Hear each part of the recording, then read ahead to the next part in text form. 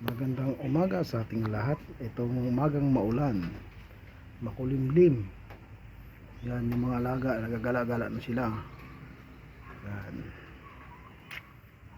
Oh. Prepare na tayo para sa movement natin. Kaso lang di tayo makabiyahe gabi. Maulan. Baka mabasa lahat ng gamit. Masyadong maulan, kaya magpabukas na siguro tayo. Pamanila tayo, Pamanila. Pabo, maliit pa. Yan. Mag-ingat mga karide at madulas ang kalsada, maulan. Medyo ingat lang tayo sa paglalakbay.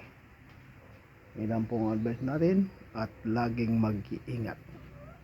Good morning.